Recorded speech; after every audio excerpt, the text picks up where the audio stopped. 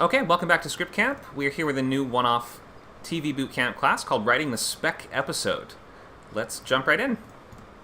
So we're part of Skill Camp, which is a nonprofit that offers free and low-cost skills training, reskilling, and business development education globally, which focuses on underserved communities and basically is a series of servers that you can join, which will offer free classes to help you reach your life skills or build life skills to reach your life goals. We've got lots of topics, which you can see behind me here. Our biggest one is Script Camp, which is focused on screenwriting and TV writing, and that one has over 5,000 members and is growing all the time, adding new events and groups and classes. That is currently also our main homepage, scriptcamp.net, which you can go to sign up for membership, which includes access to all of the other camps as well, all the other servers, all the other skills, including Word Camp, focused on novel writing, Toon Camp, focused on animation. We have Code Camp, focused on coding, which just started new coding classes too, Film Camp for filmmaking, and many others. About me personally, if you don't know already, I run Script Camp and Word Camp, but occasionally appear in other events on the servers. I have been a working screenwriter since 2017. I've written for things like Shudder, AMC's Creepshow, and I teach the boot camps in Weekly Writers Lab. Most recently, I'm mostly a feature writer, so my last project was a action script that I just set up in London within the past few months. I also write novels and teach the novel classes from 12 to 2 every Saturday on WordCamp. Okay, so here we are with the upcoming schedule. This starts next week, so if you're interested in looking ahead at what's coming in the TV bootcamp, we run for 6 weeks with the additional week 0 and then the sort of week following the final class, so it's really kind of more like 8 weeks altogether. But we go step by step through planning and plotting, and figuring out every step of your story before you start writing pages. You're going to get that screenwriting software about halfway through the course, and that's when you'll actually start writing those pages. So we're going to begin with writing Thing of the Week, procedurals, this time. And since it fell on another Friday the 13th, we just love when that happens, so we're going to kind of focus on Monster of the Week as kind of like our main idea or theme for that class. But Thing of the Week procedurals are going to include everything from Crime of the Week, a medical case of the week, a legal case of the week, a supervillain of the week, or just any other kind of a problem that is dealt with by your characters in their workplace or profession with a sense of procedure or a sense of, this is how we always go about solving this sort of problem. So that's going to be a brand new class, December 13th. And that's going to kick off our new session of TV Bootcamp. And it's going to take you all the way through idea to finished draft of a brand new original pilot. Although we are talking today about writing spec episodes, which are not exactly original pilots, pretty far from it, actually. We will, in the courses, be focused more on writing original material. So a brand new a brand new pilot or a brand new feature script in 6 weeks for TV and 8 weeks for the feature. Or a brand new novel, if you want, and that's on WordCamp. So here's everything that's coming up. Remember, you don't really need to download screenwriting software until halfway through the course if you haven't done so already. Our recommendations are usually for that going to be Arc Studio or Writer Duet, which both have great free versions that you can download. And ultimately, that draft of that script will be finished by January 31st. So, end of next month, you will have a complete pilot if you follow along with the steps and milestones of our course. We're going to look at something a little different today, though. This is kind of a highly requested topic, but not one that is touched on all that much because it has limited appeal and application. There's not that many things that you can do with these, but there is still a really careful art to writing spec episodes. Mostly what we're talking about are pilots, or sometimes called original pilots, or occasionally even confusingly called spec pilots. Let me just really quickly run down the difference of... I'll come back to the overview in just a moment, but just before we go any further, I want to just look at really quickly what is a spec and why do we write one. So spec refers to several unrelated things in screenwriting, which is very odd and confusing. So I know it's dumb, but try to wrap your head around this as best you can. So spec stands for speculative, and it refers to, in features, a feature script that you've written on your own, not commissioned or paid by anyone, and with the intent of either selling it or using it to fill out your portfolio as a writing sample. In terms of TV shows, a spec episode refers to like an almost fan fiction type episode of an existing show that is written by a writer that is not part of that staff, and is written for the express purpose of showcasing your work in the specific style and voice of another showrunner, of someone else besides yourself. and it's used as a portfolio piece to get meetings and showcase your style. It is also used to enter contests and fellowships, which will look at the main fellowships that accept and are looking for different types of specs today. But you will not write this with the expectation of getting your script on that show. You will not write this with the expectation of writing for that show. Often, in fact, showrunners aren't reading specs for their show. They're reading specs in a similar genre or story world so they can get a sense of what that writer's voice and experience is like without having it sort of polluted by its connection to their own show. So you're not writing this for those express reasons. You are writing this only for the purpose of entering a fellowship or contest, or of practicing and having fun. You can do it for that reason too if you want to. Or you can approach this from the perspective of building out my portfolio with something that somebody probably won't ask for. They might. Some showrunners even nowadays say, hey, no, I actually do like specs. I miss them. What happened to those? Like, I used to read those all the time. Here's even some modern writing producers on shows who are talking about specs that they wrote or specs that they like to read or things like that. Not that many people ask for them nowadays. Most of the time, original pilots have completely supplanted this, and you could go your whole career as a TV writer never writing one of these and you'd be okay.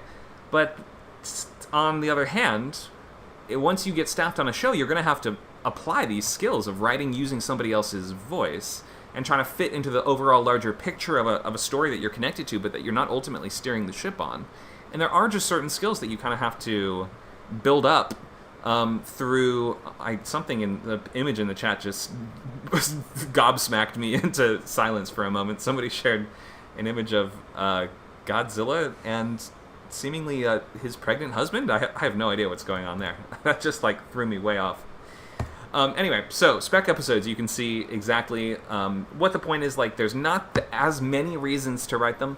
There are some limited reasons, and overall they're a lot of fun and they're good practice. So there's if this appeals to you, if there's some show that you would just love to be a part of, or you're bursting with ideas for where it could go, then give it a shot. There's no harm that could come from writing this, besides unless you approach it with this idea of, I'm writing this so that I can become a staff member on that show. Just usually not how it works. I also see a comment in the chat. Thank you, Monica. Yes, in the 80s and 90s, sometimes shows would consider spec episodes by prospective writers. For instance, on Next Generation, which occasionally did produce an episode like this, and there were certain other shows, usually in that kind of very status quo anthological format, that did look at spec episodes that they were sent. That does not, as far as I know, happen anymore. Okay, so here's our overview for today. What is a spec? Why write one? We kind of just went into that. We're going to look at the aspects of writing a spec, from mining the unexplored depths, which is kind of the key idea in figuring out what story do I want to tell within the world that someone else has created. We will look at the fellowships and contests that actually do accept specs nowadays. Now that I think of it, I don't think I included the contests. There's a bunch of contests. They're mostly on the kind of lower end things like Scriptapalooza or stuff like this, that even if you win, the benefits of you winning those are not that high. So I recommend against entering anything besides the kind of 5 or 6 major fellowships and contests.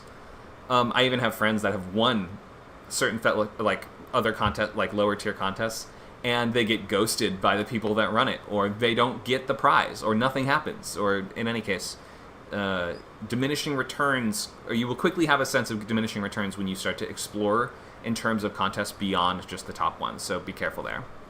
Anyway. Maybe we should have one. Maybe we should have a skill camp contest. We've done various contests. We've done a horror contest in the past. We like the idea. We will have more in the future for sure. I mean, this kind of contest. Oh, well, that's a little different because these are massive contests that have thousands of submissions and usually have high entry fees of up to $100 plus, which would not probably be the scale of contest that we would run here at Script Camp. Just for campers. Just for school campers. Yeah, we will explore running more contests in the future of various kinds. Definitely. Okay. So what else? So we're looking at... we'll look at the full list of Nickelodeon accepted shows as well. Some good choices and bad choices for specs and why. Structure, engine, and finding a story within someone else's story world. Matching voice. Fitting into an overall vision. And then towards the end, we'll have time for both questions and pitches if you have an idea, a great idea for a spec episode, and it's in the universe of a show that I kind of know, or maybe it stands completely on its own and I don't have to know it. You could pitch that. I'll have a slide on digging deeper into that so you can get ready and have that, try to be working on that through the class and have something to present towards the end. It's okay if no one feels ready to do that by the end of this course, but that's okay. Anyway, so that's our overview for what we're doing today. We're going to start with the topic of mining the unexplored depths. Let me just double check everyone fully understands the distinction of what spec means in these different contexts before I go any further, just because that's so key to what we're doing. Any questions on that?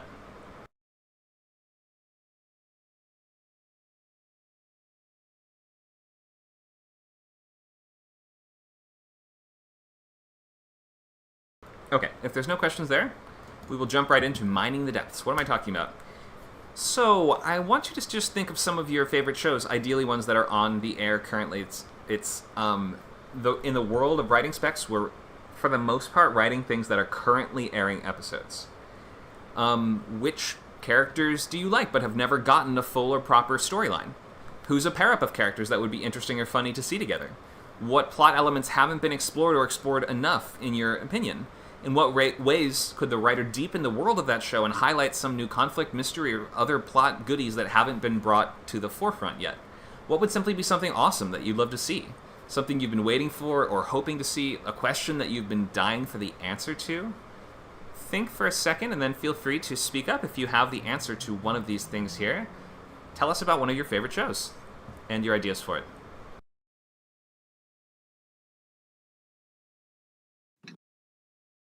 Well, if it's a monster, I happen to love Swamp Thing. Okay, is that currently on the air? No, it was on the CW. It's off the air, unfortunately. Okay, try if you can, try hard to think of something currently airing. Oh, okay, sorry. All good. So Red Dwarf is currently airing. It's been on the air for like 40 years off and on. The original premise was like trying to get back to Earth after being trapped in 3 million years in deep space. I think it would be interesting to see what would happen if they actually made it to Earth 3 million years in the future. Like, what would that even look like? I love that. There's a certain challenge to writing a premise that is not normally the premise of the show, but it can really work. Like for instance, think if you were writing a spec of Gilligan's Island, would you write an episode where they actually get rescued? Maybe that could be cool. Maybe you could find some way to like show what that formula looks like when they leave the confines of their original location. That can really stand out in a way. But it runs the risk, if you aren't careful, of breaking the format and it doesn't feel like the show at all anymore. So you do have to strike that balance there. Anything else you want to tell us about your ideas for Red Dwarf? Like, is there a pair-up of characters that you haven't seen together before? Or some plot element that hasn't been brought to the surface? Oh, they've explored a lot. Yeah, I can't think of a pair-up that hasn't been done on that show. That can be a problem when the show's been on for 30, 40 years. This is sort of a joke in the world of The Simpsons, where the South Park writers would always joke, well, The Simpsons did it, we can't do that. They already did it. There was a bit on the old Harmontown podcast where they were sort of joking that, just imagine being in The Simpsons writer's room. Somebody's like, what if Bart, and then the showrunner's like, what if Bart what? Goes to space, grows up, dies, we've done it. We've done everything. What if Bart what? I just thought that was a funny way of expressing this idea that if it's on long enough, they've probably thought of something like that. It's okay if you don't know the show by heart, and if it has hundreds of episodes, like, it's probably okay if your plot is sort of like something that's been done before, but if it's too similar, then you have to imagine the person that's reading knows the show, and if they're like, they did this already, then it's going to feel like you kind of wasted your spec a little bit. So I would try at least to, as best you can, pick an area that hasn't been fully explored yet, or maybe piggyback off something that has been explored, and maybe take it in a slightly different direction, or make a different character at the center of it, or something. Thank you for weighing in. Anybody else want to say some show that you really like, and some character pair-up that you think would be interesting, some aspect of the show that hasn't been delved that deeply into yet? Well, I just posted two that are on the air that I like. or Ghost, and George and Mandy's First Marriage. That's a spinoff from Young Sheldon, which is a spinoff from The Big Bang Theory. Wow. Okay, great. So, what do you want to explore? What do you think what's some unexplored aspects of those shows? Well, maybe a mashup of the two, where George and Mandy go to the manor where the ghosts are, and maybe somehow the ghost of Isaac Newton shows up, and maybe Sheldon shows up somehow, and he gets to interact with the ghost of Isaac Newton through the medium of Sam. She's the one that can see ghosts, and George and Mandy with their, which is Sheldon's brother and his sister-in-law. Maybe somehow, maybe one of them is now able to see ghosts. Probably Georgie. Maybe Georgie is now able to see ghosts. Somehow, I don't know, but it'd be an interesting mashup. Okay, that's so. When we're mining unexplored depths, we're usually talking about digging deeper into stuff that's already there. What you're suggesting is a crossover between the two shows, with two unrelated shows, which is it could maybe work. There are certain kind of like stunt versions of these things. A stunt is when you basically just do a really crazy premise that seems totally out of the box and would absolutely never get made, but you sort of just do it to show off and to like get attention. So like picking a crossover between two unrelated shows, in the world of writing specs, I could perhaps see a path through it. I will say normally that's not what you want to do though.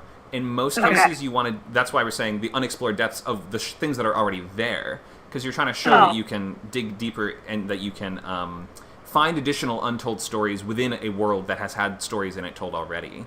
But in certain circumstances, I could maybe see the crossover working out. Well, okay, in George and Mandy's First Marriage, you find that that Georgie is a natural businessman. He's the equivalent of Sheldon, only in terms of business. Where Sheldon's very intellectual and he becomes an astrophysicist and wins the Nobel Prize. You see that Georgie is just as successful as a businessman. So maybe he in the story, currently you see that Georgie is working for his father-in-law, and eventually he's going to open up a very successful tire business. Well, maybe maybe he invents something, just kind of out of his creative mind, and maybe it begins to launch he and his wife Mandy and their little daughter into becoming successful. Because I think he becomes successful like in his 50s or maybe his 40s, but maybe it launches him earlier into success, and then maybe you have the tension of his wife trying to be going back to be a weather forecaster, and maybe have some of that. So that would be a little bit of unexplored depth of that show. Okay, yeah, I don't know it personally, so it's a little. I can't weigh in specifically too much on that one, but it sounds like you have some good ideas for exploring the characters' work lives from different angles. Yeah.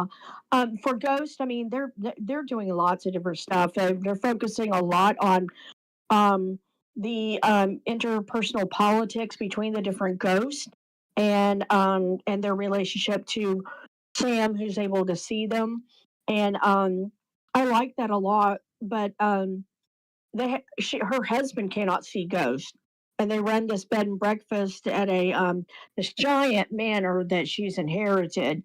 So maybe he could begin to see ghosts. He's a cook, so I don't know.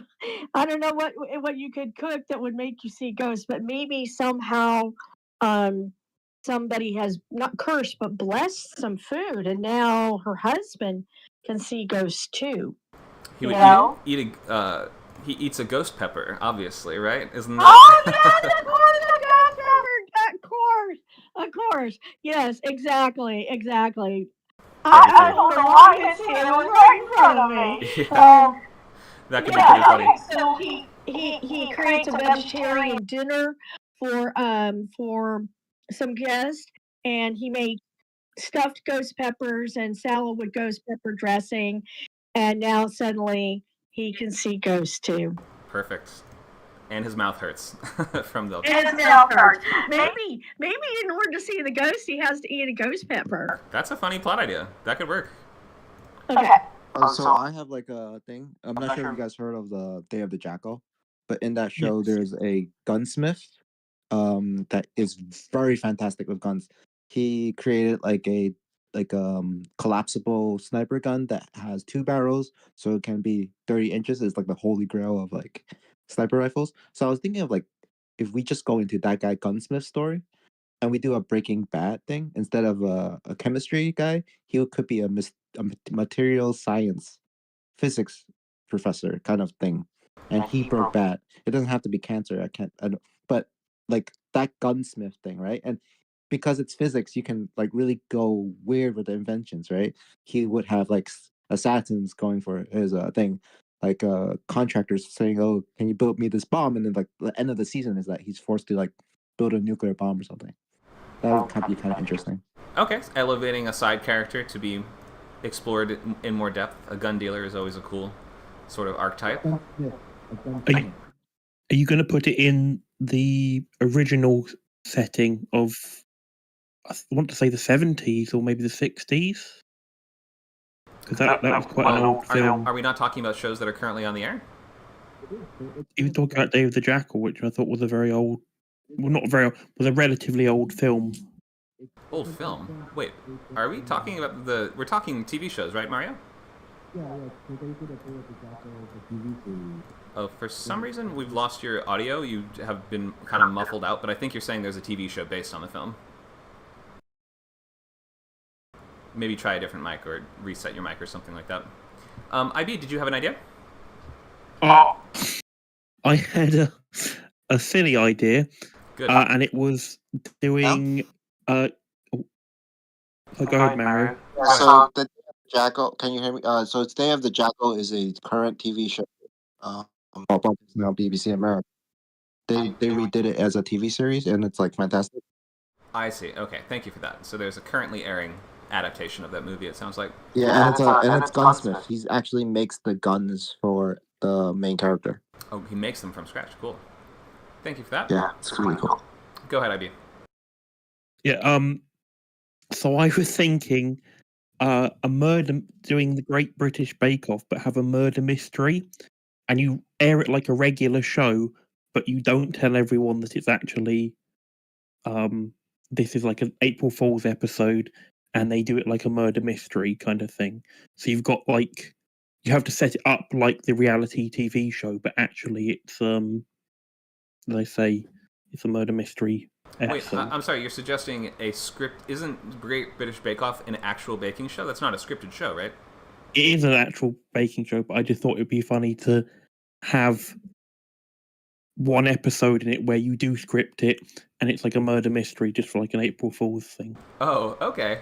I could maybe see this as a stunt spec, but given that Great British Bake Off is not normally a scripted show, it's not really normally an option for you to write a spec of. Like most fellowships and contests that accept them, they have a list of shows that you can pick from. And they wouldn't include an unscripted one. But it's a funny idea. Maybe it could work as a stunt. I thought that was the thing with they just said, oh, write a spec script and it doesn't really matter where it's from as long as it's current. It does matter. Let's take a look. Okay. So that's a good segue, so we'll just transition from there. So as far as I'm aware, there are only 2 major fellowships that accept TV specs nowadays. I could be wrong. Somebody else please link if there's another one. Nickelodeon Writing Program, which I have the list of shows on the next page, and we have Paramount Writers Mentoring Program. Here's their rules. Spec scripts should be half an hour or hour episode based on a primetime drama or comedy series. So British Bake Off would not be a primetime drama or comedy series, which was aired or released in the 23 to 24 season, which was broadcast on a network, cable, or streamer. So Warner Brothers, often people think that they accept them. They no longer do. As of, I think, last year, they completely have banned them now. They don't take them anymore. Let's look at the list of Nickelodeon shows. So Nickelodeon is skewing towards comedy, as you can see, and has a lot of animated options on here, including a couple things, interestingly, that I don't think are on the air. Futurama is on the list, though. Has that been brought back again? Tell me if so, but I'm pretty sure it's not. So in any case, sometimes you'll see a wild card on the list of accepted shows. But we're starting with Abbott Elementary, which is on the verge of becoming oversaturated, but is still kind of like just right. If you're writing comedy specs, chances are you already have one of these. We also have Adventure Time with Fiona and Cake, which is like the new incarnation of Adventure Time on HBO Max. That is a great pick. Animal Control, which I'm not going to go through all these shows because I don't know every single one, but that's like a network style sitcom, or like a straight up network sitcom with Joel McHale. You can see a bunch more on here, including some older ones like Bob's Burgers.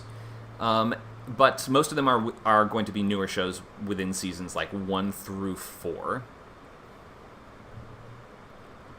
So how do we pick a show? Yeah, let's do how to pick a show, then I'm going to go back a little bit and just... well, actually, let me take a quick step back. So here's what I'll say. Just a moment ago, we were touching on mining the unexplored depths. And before we go further... Sorry, I'm going back and forth. But before we go any further, I want you all to be using those ideas that you had just a moment ago, or perhaps thinking of new ideas along those lines, as to characters that you haven't seen at the center of an episode yet, or an interesting pair-up of characters, or some aspect of the show, some plotline, or some question that hasn't really been resolved, or that you have an interesting take on, or some cool avenue for the characters to go down, or some just some cool ideas for existing shows.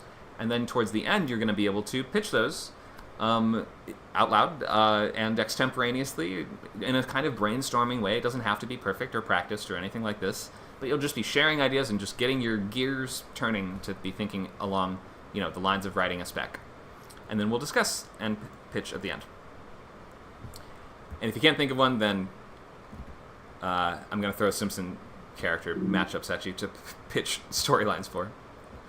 Okay, so what format do you want this in? Do we just talk about it, or do we write it down? You can write stuff down if it helps you, but just be thinking about it, I would say. You can write on your own paper, but just be ready to speak. Okay, so be thinking of that.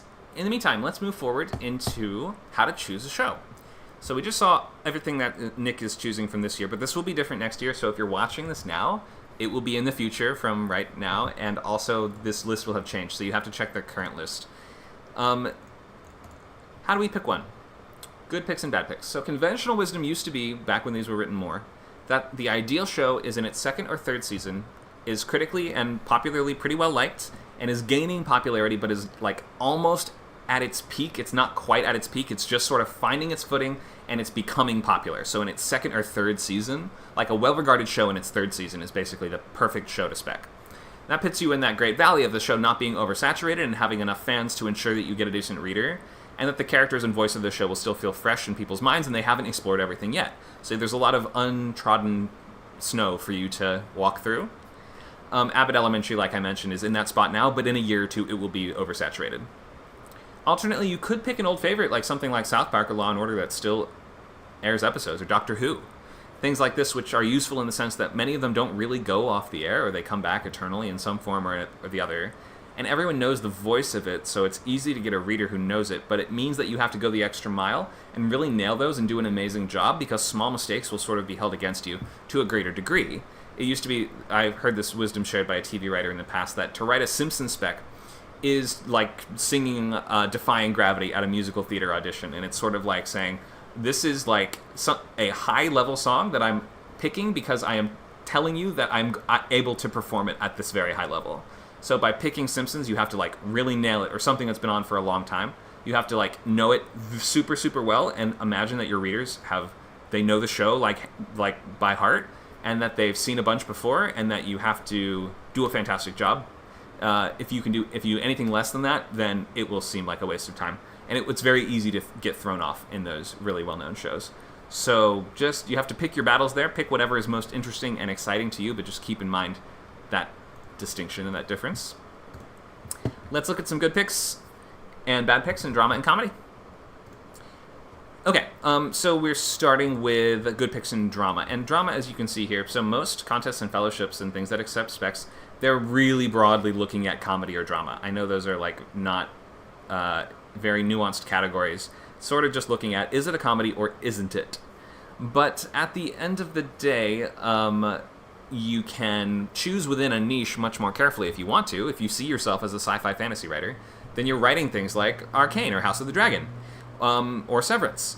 If you see yourself as more of a crime writer, you're probably writing episodes of Mayor of Kingstown, or things like this, right? So you can angle your portfolio towards whatever the kind of stuff is that you want to make, but you should just understand that generally hour-long drama versus half-hour comedy is like the distinction that, or the delineation that most people make when it comes to specs. So here's some good picks. Basically anything on Apple or HBO is a pretty good choice, especially because they don't tend to get bad ratings, they tend to be popular and critically well-liked, and they don't run on and on for many, many, many, many, many years, so you know it's probably going to be in its second or third season. But occasionally, I didn't include a couple on here that are probably not great picks. Things like Pachinko or Shogun are like so culturally specific that I would say unless you come from those cultures, probably don't try, because it'll just like small mistakes will stand out so much more. And then there's often this question in TV that's asking, why do you feel like you're the one to tell this story? And if you don't have a great answer for that, then you're usually better off just staying away from it.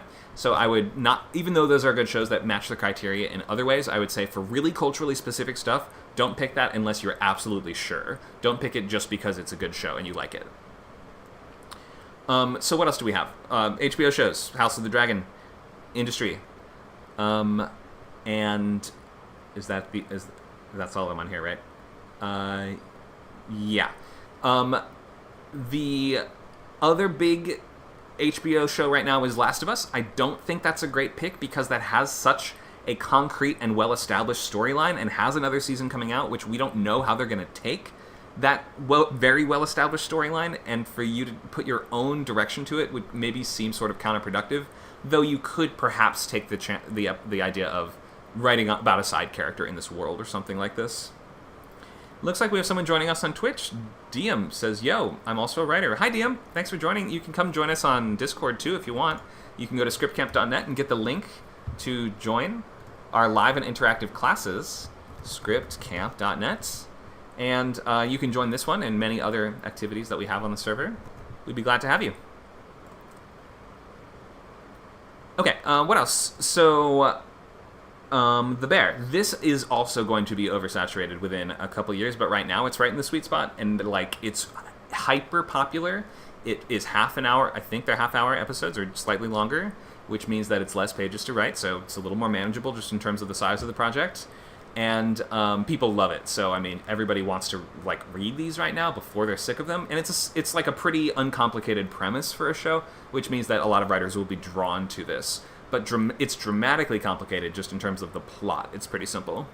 Anyway, if you think you can nail it, and a lot of people have worked in restaurants, so a lot of people think they can, then go for it. Industry, I've never seen, but pretty much what I get from it is it's like Succession, you know? So if you really wanted to write your Succession spec, but now it's off, so you can't, well, you have this one. Check it out. I don't know. I can't help you there. Severance is probably my favorite show currently in the current season going on, or it airs new episodes next month. It took forever. So you have high excitement and high anticipation around the show, a really rich story world, and a place to show off your awesome ideas for things that can be done with the central speculative elements. And also, not much has been done, so there's plenty of room for you to explore or even make bold choices and see where you want to take it. I wouldn't, with a mystery box show, I wouldn't actually break open too many boxes and unveil too many mysteries that the show itself will probably get to.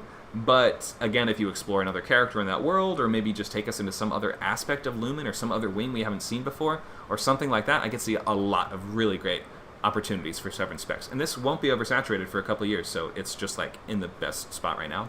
Arcane is a similar spot because that came out years ago and is not oversaturated. There's only so many episodes of it, not that many. And it's a very rich, very wide world. The challenge there would almost be limiting yourself and reconnecting it to the things that we know of from the show and avoiding this temptation to show off all your knowledge of the video game world and trying to boldly expand it in too many new directions.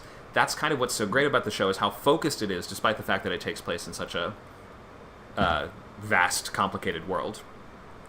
Interview with the Vampire, I haven't seen yet, but is on AMC, going into its second or maybe even third season, and this has that high name recognition. It's just a fun one to pick. I think a lot of people like reading shows like this, and there's not as many on as there used to be. There was a big glut of these, vampire, supernatural, paranormal type shows everything from True Blood to Vampire Diaries. There were like a million of them for a while, but now that they've subsided somewhat, this was probably a good choice again. I think they've come back around. The morning show I've never seen, and in fact, it sounds to me like an unscripted show, but apparently this is a well-regarded drama in its second or third season on Apple TV. Silo is going into finishing season 2 right now, and has a book series that it's based on, so you can perhaps be inspired by certain characters in that. There's a lot of characters in the show to perhaps focus on. Mayor of Kingstown is on Paramount Plus, I think, so it's not one that not as many people have seen, but in the sort of adult prestige crime space, it's one of the better picks out there now and is going into its third season. Yellow Jackets is one of Hollywood's favorite shows on right now. I still have only seen the pilot. I absolutely loved it and see why it's caught people's excitement and attention, because it has this great, really hooky central mystery box to it, and also just like a lot of potential for thrills and chills, and the dual timeline structure is really complicated, so if you think you can pull that off, then that would make a great spec choice as well. Okay, so there's good picks for drama. I will look at Oversaturated, and then I will ask you guys, what do you think are some good picks, or I guess maybe you might not know stuff that's oversaturated, but what do you think would be some good choices for drama? What would you love to write an episode of, and why? Let's look at Oversaturated first, though.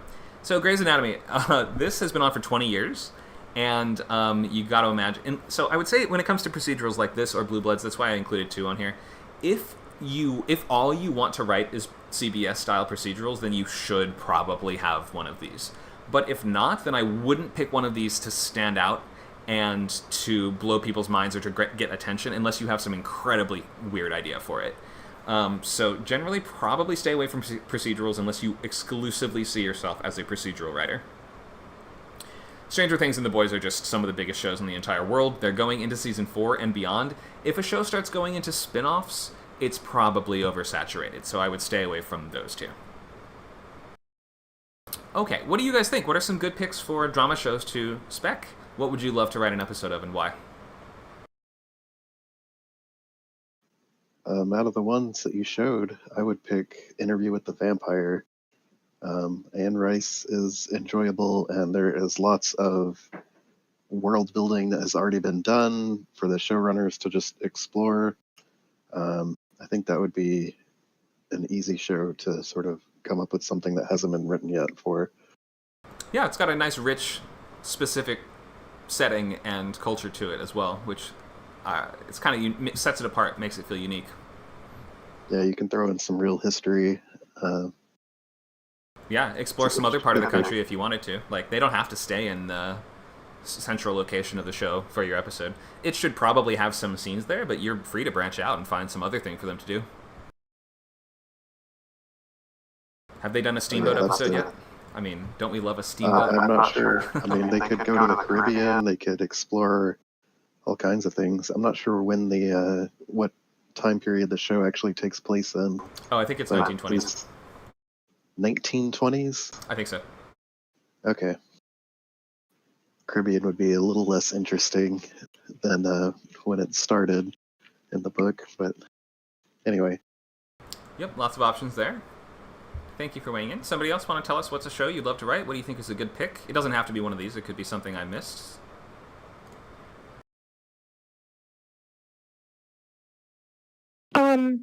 Well, it's not on the air. Does it have to be on the air? Yeah, it's got to be on the air. Okay. Well, it's showing on Netflix, but it's not. It's in like syndication. Okay, you can tell us if it's just something you'd love to write, and maybe tell us why. Stranger Things, because I like that kind of stuff, and yeah, okay, I like it, but I would like to write for that or Interview for the Vampire. I don't know any of these. I haven't seen them. Okay, Stranger Things is still going, by the way. It has 1 season left to go. Okay, so I guess it would qualify. Anyway, I'd like to write an episode for Stranger Things. I'd like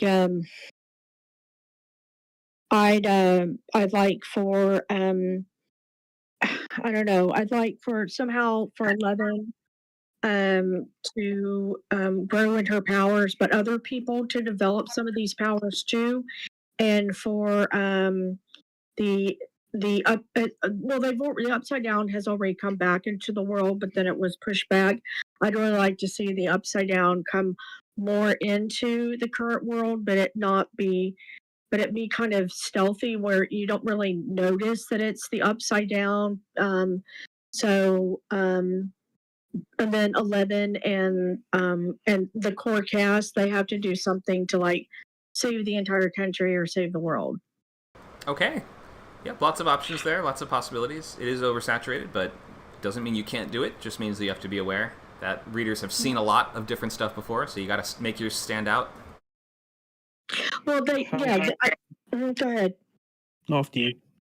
Well, yeah, I think I am kind of being aware of it because I know that the Upside Down has come into the real world, and but it's been pushed back. But it'd be interesting to see the Upside Down break into reality, and but it not be well understood, just as it wasn't well understood in the first episode, and so yeah, I mean, I don't really understand why it's oversaturated unless you mean it's just so popular that so many people have written spec scripts to try and get on it, if that's what you mean.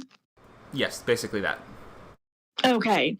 I don't know if my idea is the most unique and creative, but as a fan of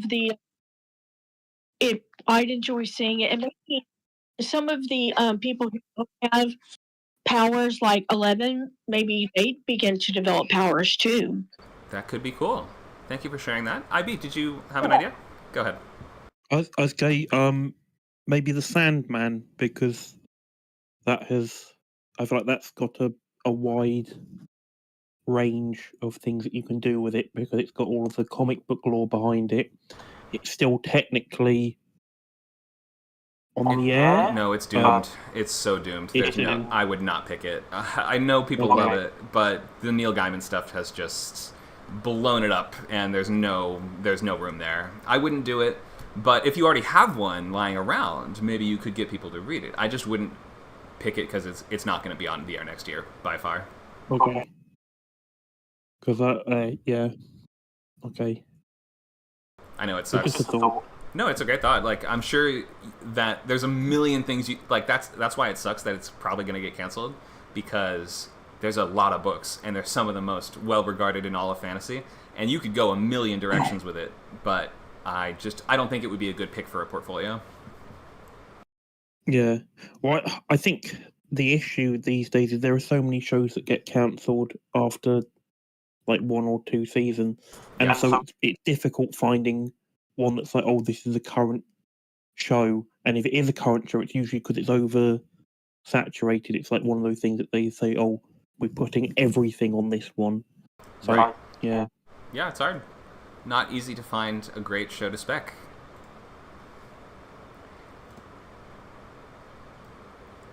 Okay, let's keep going.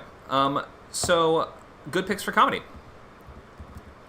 So again, we're looking at shows in their second or third year, maybe going on almost on fourth. I think Harley Quinn is going towards fourth. There's like moving towards fourth. And the options I have here are Mythic Quest, which is on Apple TV and is a really, really popular show in LA. I don't know if it's that popular outside of LA, but readers here definitely know it. And it is in the sort of world of prestige comedy, whatever that means. Reservation Dogs is a similar thing, where if you have like a kind of elevated soft comedy, then usually these will be in a world where you can show off your voice a little bit more and show that it's like where you can show off a bit. But you have to ask yourself, I guess, also when picking your show, do you see yourself as a hard comedy writer? Because if so, then you're going to want to pick more of a network-style show that has jokes, or maybe like even a live studio audience, that kind of multi-cam hard comedy show. You have to pick the sort of thing that you want to write on and the sort of thing that you watch. So I can't really give you much in terms of the multi-cam world. I don't really watch those as much, like network shows. But Abbott Elementary is a network show. People absolutely love it. It's not multicam, obviously. But that's why I think this is the most popular comedy show to spec now, and as of next year, it will be overdone. Ghosts, we mentioned earlier, and is also on the list. I think that is a very fun one based on a British show. So it's actually been on for, I think, five-ish years in one of its incarnations, and it's big enough that it keeps getting renewed. To me, this has kind of taken the spot of The Good Place, which was oversaturated towards the end, but definitely made for a great spec for a long time. We have Fiona and Cake, which I mentioned, if you like writing in the world of animated kind of craziness. And then also Harley Quinn, if you think that you can draw from the world of stock characters from an existing universe and do a lot of interesting stuff with them. Maybe you have a lot of, if you want to write on comic book type shows and you have a lot of fun concepts for, I don't know, what if we had an episode where, Bane and Raven team up? Or what if there's an episode where Harley Quinn and Batman have a baby? Or just like really wacky, bizarre kind of what if type scenarios. It's a show that has that kind of madcap kind of energy to it, which would totally behoove you just picking a crazy premise. Quick question. Go ahead. Would writing spec scripts for animation stuff make more sense than writing original animation stuff if you were wanting to go into more the animation side of things? Because lots of people said that people don't accept original animations because they usually do that all in-house. So They're would it not be more like well, go ahead.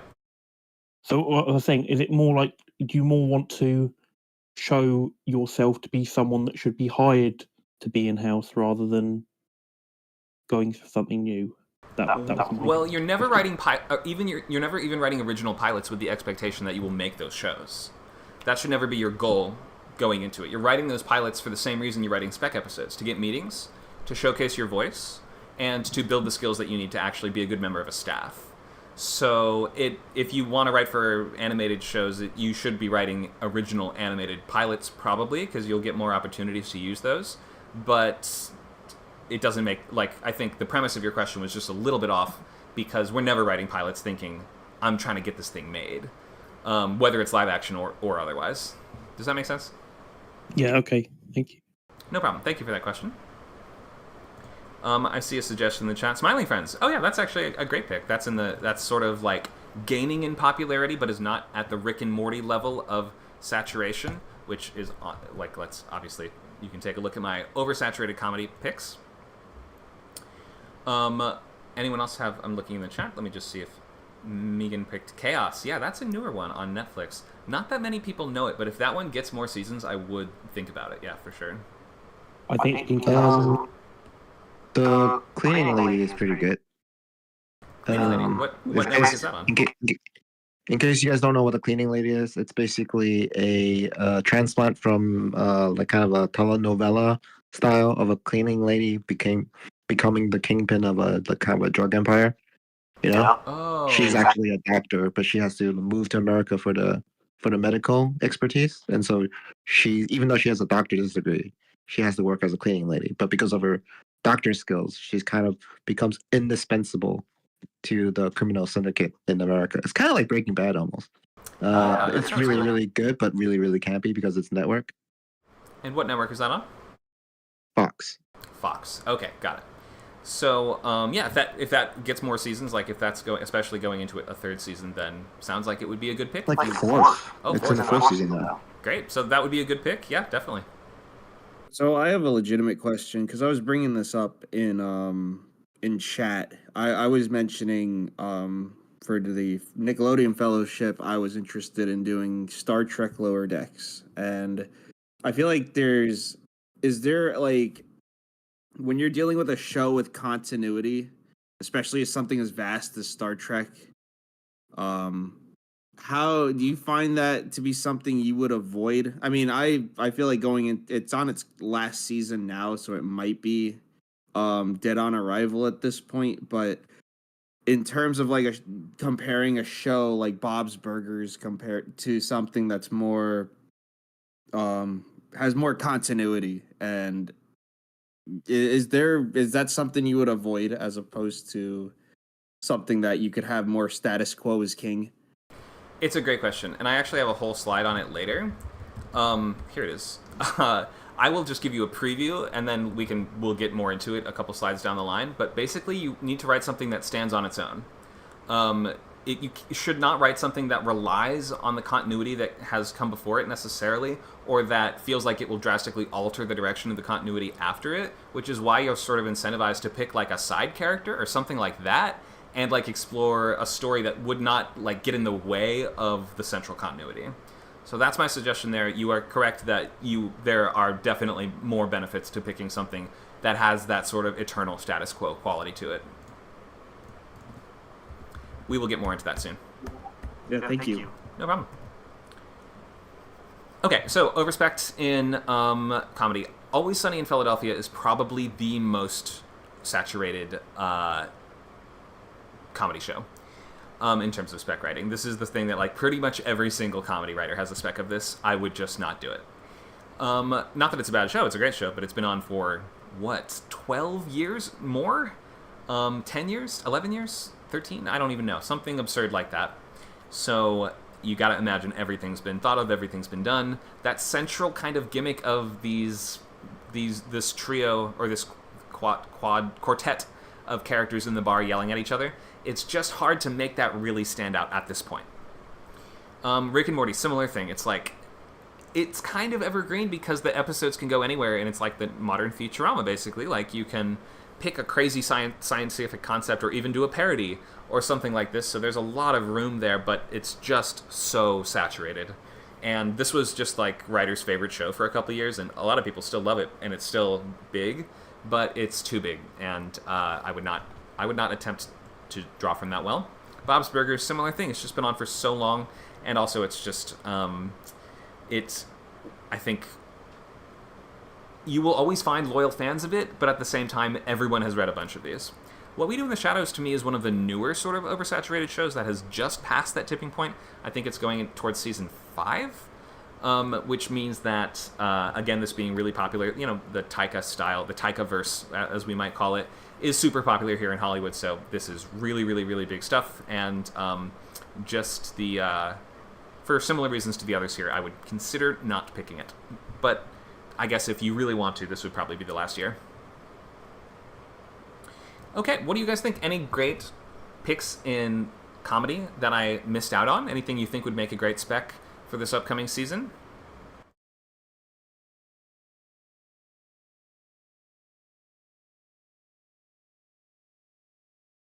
I mentioned the Decameron, but I don't know if it's getting a second season or not. What was it called? The Decameron? The Yeah, that is based on a book from the 11th century. So it's I don't know, it's pretty niche. It would be awesome to write, but I'm not sure if they've covered the entire book or not. Yes, It's in the 11th century. I know the show takes place in the 14th century. Oh, 14th century. I'm sorry. Oh, 14th century. It's been a while since I looked it up, but I enjoyed it so much. I looked it up to find out what it was based on, and it was based on a book. So I've never heard of that. An Italian book, I believe. And right, because it's actually because the first part of it is Decca, actually, 10. Okay, and what network is that on? It's on Netflix. Netflix. Thank you for that. Yeah, you're right. It is an Italian book. It was people consider it to be almost like the inspiration for the Canterbury Tales, because it came before. Very cool. I believe. Hard to think that makes riveting television just from the sound of it, but I'll take your word for it that it is just as good. The next slides that we're looking at are going to be more focused on structures. Does anyone have any last questions or ideas they want to share in terms of things that you think would make great picks for comedy?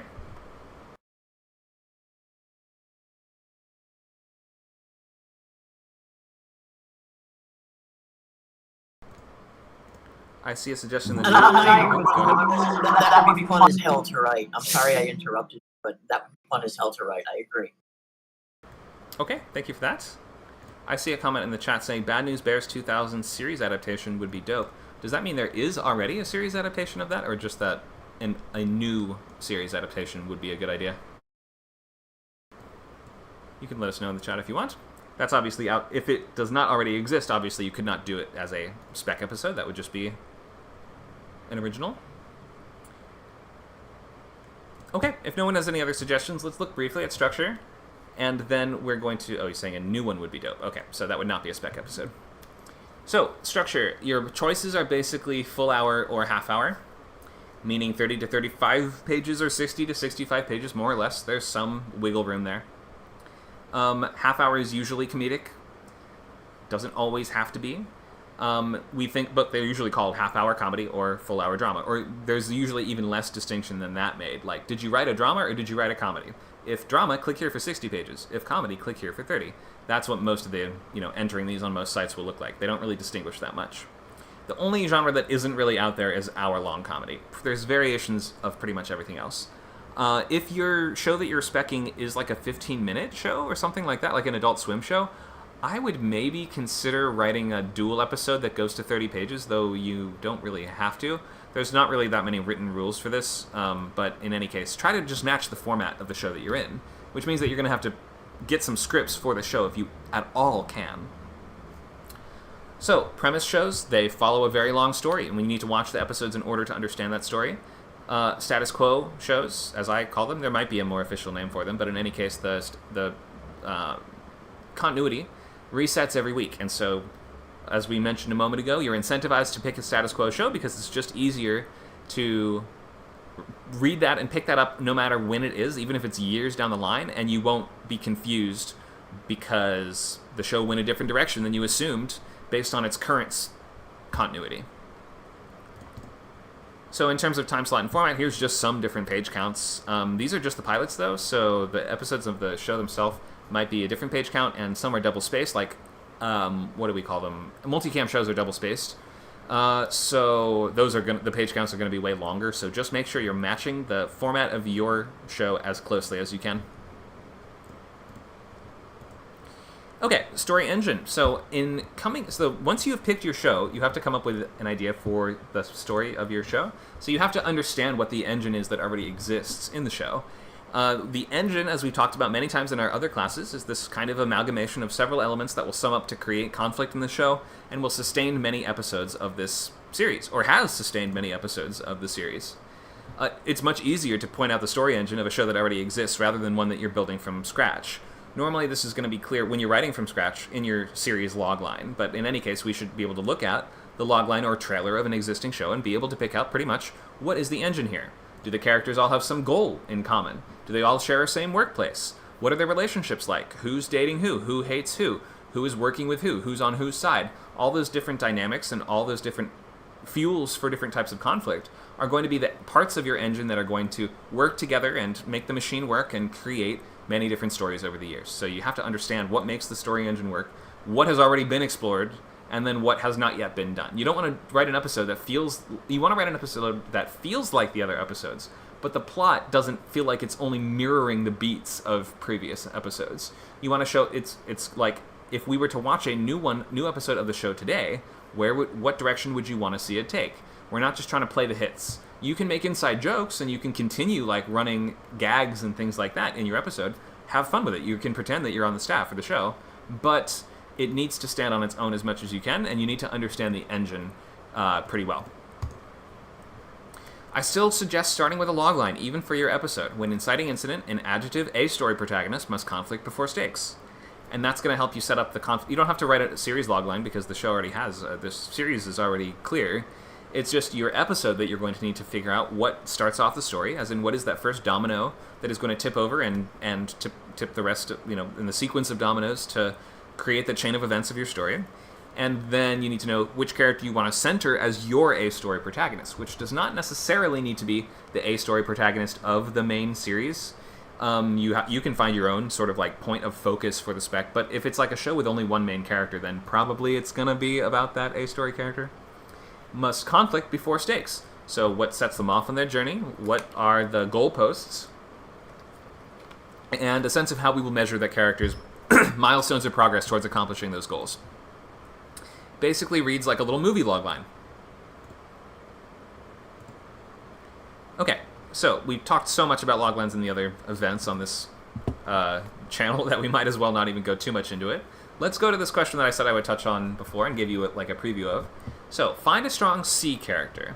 In finding your plot, this is an option for you. You don't have to do this, but I found this to be a really useful technique in writing specs. So, think of, like we had these questions earlier, which pairings of characters in a subplot have we seen and which ones haven't we seen yet? what could possibly lead to those characters teaming up or going head-to-head in a storyline together.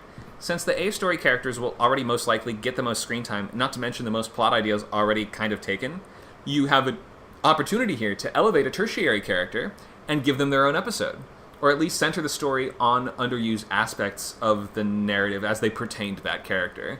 You might think, who are some interesting C characters and why? What angles to their story can you explore, and what are the ways that they intersect with the, quote, more important characters? Can you fill in what they were doing during some time that they were missing, or can you shine some interesting light on an aspect of the plotline that we may have missed out on, or that we saw from a different perspective before? I have Scruffy the janitor from Futurama here. I don't think he ever was the A-story character of an episode. I could be wrong. There's a lot of episodes of Futurama, but just be thinking, like, how can you perhaps maybe this is fertile ground for you to elevate some minor character to the forefront and find a way to use what makes them fun, but also tie in what they're doing to your main cast so that we don't neglect the main cast. We want the main cast to sort of show up in interesting and unexpected ways.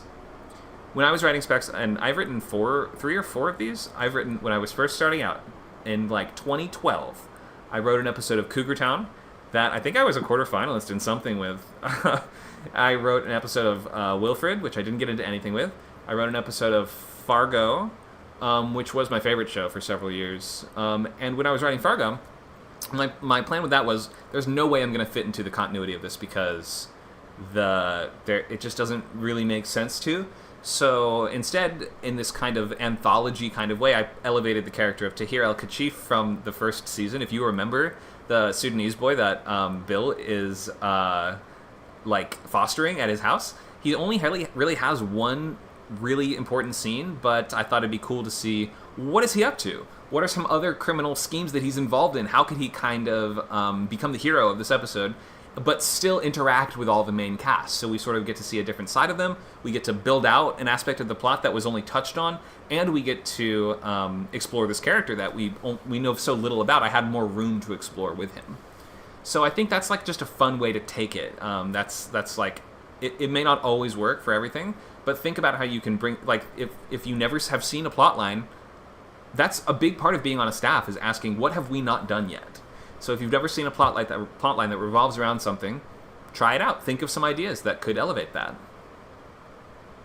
Well, I have a question. One, why do they call them C characters? And I tried to do that with what I submitted.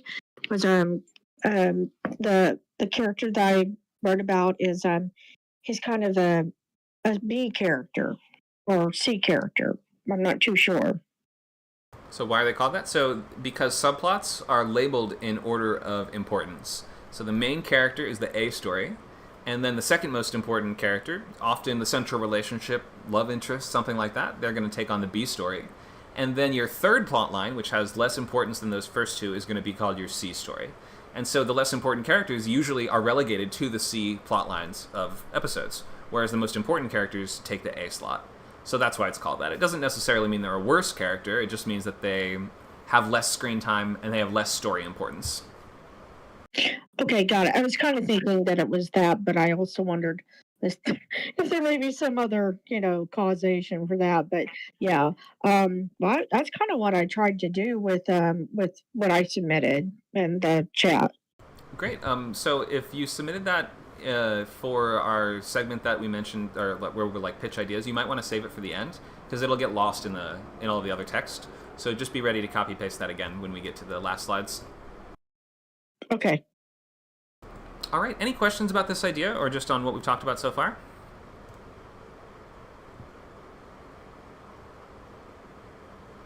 I see a question from Nacho. Is this for me or is this for someone else? For you. For me. Okay. Question is, for a serialized premise show, would you aim for first or second episode of a new imaginary season? Seems easier than fitting it into an existing season. I actually probably wouldn't, because the first episode of a new season comes packed with lots of promises of where the season's going to go.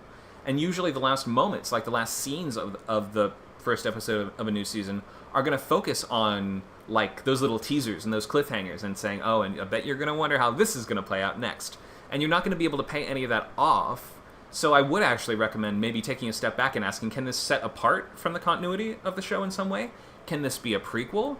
Can this fill in something to the side, or like some information we were wondering about, or something like that? Or can it just kind of be so distanced from the events of the show that it just kind of doesn't matter when it takes place? So sort of like a Lost episode about some, character that doesn't really matter, that, you're just kind of, it could fit in other seasons, right? Like it's sort of, there's a couple episodes like that of, I don't know, like some minor character, we learn all this secret backstory and everything, and they end up getting bitten by a snake or something. Are you talking about Nikki and Paolo from Lost? Yeah, exactly. Okay. That's what I'm thinking of. I mean, that could be like whatever season. It doesn't really matter, right? But, yeah. But you're right. No, that's a great angle to take it. Like, you should aim for it to make sense and fit in, no matter what is currently going on in the show. You have to like go in with the assumption that most shows don't like drastically change their premise between seasons. Some of them do, and that's kind of like the whole point of those shows. What's that show, Miracle Workers? Is that what it's called on TBS, where the whole gimmick seems to almost be it becomes a different show every season? But so like it'd be really almost impossible to write a spec for something like Westworld unless you just pick, okay, this takes place in the first season. Forget the other seasons because they go so far off the rails and into different dimensions and stuff like this that it can be a challenge. I think you should just aim to write the thing that can be understood over with the greatest sense of longevity. Like, years down the line, if people read this, will they still be able to pick it up and make sense of it? The specifics of those choices will be really unique to your show, but just whatever you can do to ensure that the most longevity possible, you should go for. Okay, cool, thanks. Sure. And then even if the spec is really good, then even if the plot of the show goes a different direction, you're like, okay, technically this character died, but I wrote an episode about him. Would you read it? If you ask a showrunner that and the episode is amazing, then they probably won't care. There isn't like a rule that says that it has to fit into the continuity in any kind of way. It's just that it keeps your options as open as possible. Okay, any other questions on that?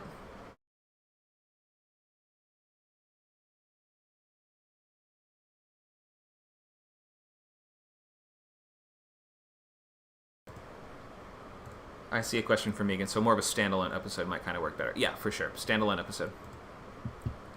Okay, let's look at matching voice. So you have to read a bunch of scripts from your show, obviously. This should be obvious. The basic research of what you're doing is you're trying to act as if you're already on the staff. And since staffs are such like an amalgamation of different voices, like it's mostly the showrunner, because the showrunner has the final pass, and they're the ones that are making corrections and changes and doing rewrites all throughout the process, then it's mostly them. So you can consider them being like 60% of it. But overall, the sort of room has a voice of its own. We've been talking about Lost, so I just brought up a piece from the Lost pilot here because that staff was considered to have a really specific voice. Let's look at just this one page. You don't have to. I'm not going to read through the whole thing, but I'm just going to highlight some stuff from this page. You can read it on your own pace. So to begin with, you have to sort of see what is considered within the toolbox or within the rules of the scripts that this showrunner and this staff writes. I heard it expressed well recently in some podcast, I forget which one, that with screenwriting and TV writing, it's kind of like you're always teaching the reader how to read your scripts. It's like and the primary job of each script, or one of the primary first jobs you have, is to teach the reader how to read this one. And so within that, you are looking at these scripts as, oh, that's everything I'm allowed to do. That's everything that's within the toolbox that I've been given. That's all the tools that I have to play with, or the toys that I have to play with. Don't play with tools, kids. So to begin with, we can see setting up moments before they happen for a reason we're about to learn. So that sense of almost like storyteller-ish sitting around the campfire voice is really prevalent through all of the Lost scripts and in the kind of like Abrams Lindelof verse. This idea of you're listening to somebody very conversationally and casually tell you the story is pretty much all throughout. Lots of funny swearing for emphasis, though weirdly Lost is not a show with that much swearing on it. It's a network show with no F-bombs. The average episode has like 35 plus F-bombs just in the action lines. That's part of like the quirky fun that this staff likes to have. You can even see an example of that here. If it wasn't clear before, it's clear now. This guy is a Class A bad word there. You can see I've adjusted slightly for you, but you can see creative swearing is within the rules. It's within the tools that I have access to. What else? We can see an interest in reveals and really building up to these reveals. Look, as we reveal Claire in this moment, she goes for a final sip, and what she sees shocks us. Kate is wearing the handcuffs. Her jacket has hidden them from those around her, but holy crap, don't demonetize me, YouTube. She's the one the U.S. Marshal was taking back to the States, and the man beside her is that Marshal. Okay, so we're building up a lot to these reveals, then spelling out and emphasizing and sort of going out of our way to explain the impact of a reveal as it happens, within a couple lines. Like, obviously, we don't go on and on and on. So this is just the observations I made from looking at one single page of The Lost Pilot, but you have to read the whole thing to get a comprehensive sense of what is permissible within this writing mode. What is the vocabulary and lexicon that I'm working with? Is this a staff that likes to use really flowery, long descriptions, or is this kind of really terse and succinct and right to the point? You have to study and match that voice to the greatest extent that you can. Let's look at a page from Gilroy. I couldn't find the Andor pilot, I'm sorry. I tried my best. So instead, I picked a page from Born Identity, because Gilroy writes in such a specific style that it's almost impossible not to, if you've read other scripts, to take one look at this and see everything that he's doing differently. Let's take a look at Gilroy's style and Tony Gilroy's style and ask what specific choices is he making here? What unique nuances do you notice in his writing style? And how would you go about matching this voice in a TV spec? I'll give you guys a moment to read.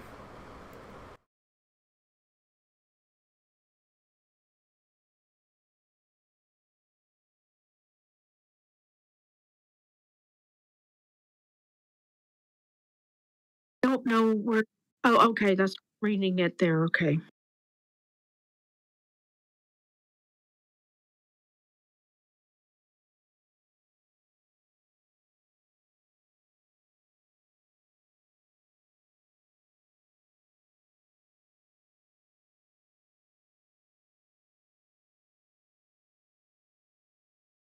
Okay, whenever you guys are ready, somebody feel free to speak up. Tell us what sets this writing style apart. What are the nuances here?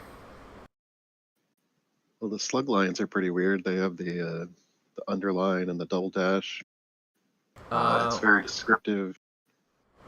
I mean, underline slug lines is actually not that hard to find, especially in shooting scripts, which you can tell that this is from the scene numbers on it. Oh, sure. But the formatting is something. Like the space around the double dash is preferred rather than jamming them together.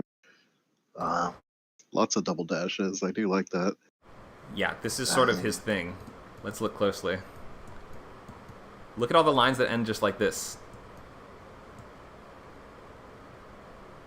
Incomplete thoughts. Fragments. His writing is completely saturated with them in a good way. You can see how many things don't even have a verb. The man alone doing chin-ups on the deck rail. Oh, well, it does have the verb doing, but how about this one? A ratty old espresso machine. Is there a verb there? No. Just a fragment. What else? Another formatting quirk. It looks like there's a double space after every period. That is something that used to be in certain style guides, and you will see on some writers kind of like carrying that over. It is like, I wouldn't necessarily think you had to match that if you were writing in someone's style. I know I mentioned you're trying to match it as best you can, but that is just going to take up a lot of extra space on the page, so I probably wouldn't do that. But in any case, you are correct that is there. It drives me crazy to see sometimes, but your eye gets used to it after reading it for a while. What about the interiority of the characters are you seeing here?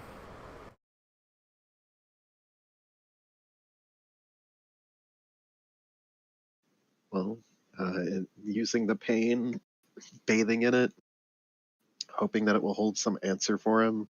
That's unfilmable. We can't do that. Yeah, you can't do that.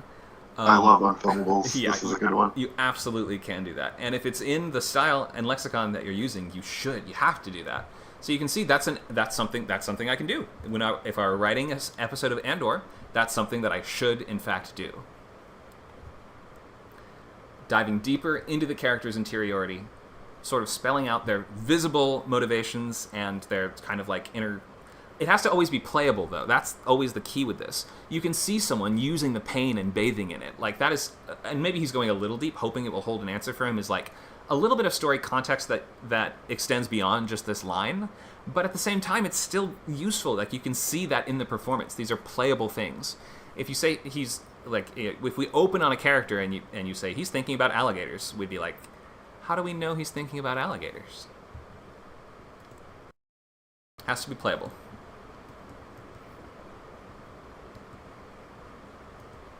All right, thank you for noticing those things. Got to match the voice as best you can. If there are certain quirks that are like artifacts of older styles or things like that, you don't have to like stick to every little grammatical point. People are looking to just read something easy. But in terms of like the linguistic lexicon and narrative tools that the writer is using, those are the things that you should also be painting with. It's like they have a palette and you have those same colors. That's a good point, Dan. Tony Gilroy perhaps learned on a typewriter. It is typically people that learned on typewriters that do this, but not always.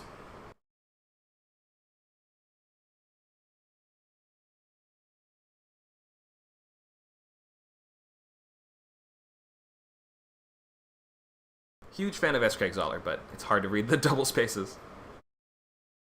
Okay, let's look at fitting into the big picture. So this is, I think, just... I guess we did already touch on this. Maybe I'm just repeating myself too much. Maybe I won't recap this entire slide, but let me just pull the most essential point from it, which is consider an idea that steps just outside the continuity, maybe something that happened in between scenes or off stage of another storyline that already played out. It helps if your story does not interfere with the main crux of the show's progression, but consider a what if or a prequel or a bridge. Perhaps those could work. Alright, so these are the shows that I know really well that are currently airing. And I've separated them from comedy to drama. And some of these are older and have been running a long time. We have Futurama and Family Guy in here.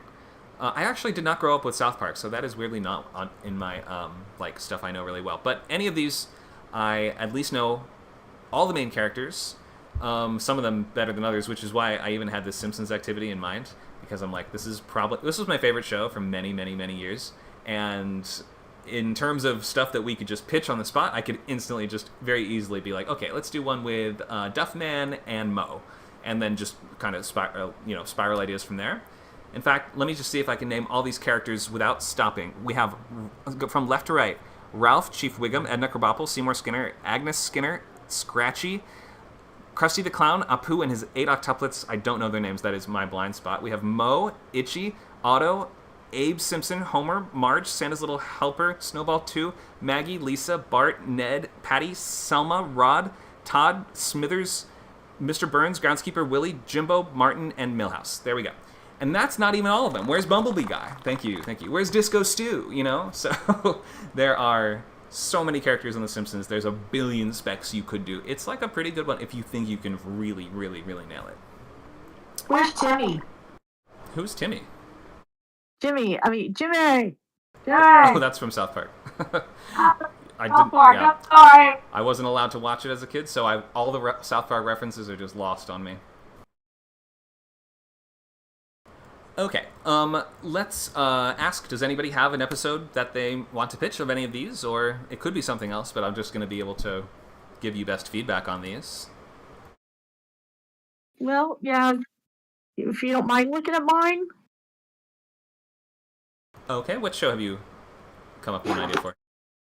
What we talked about, Ghost. Ghost. Let me get it again, because you said it would get lost. Yes. Okay, hold on just a second. Give me just a second to do this. Okay, we'll open the floor in the meantime. While you're getting ready, we'll ask, does anyone have a pitch ready to go they want to share?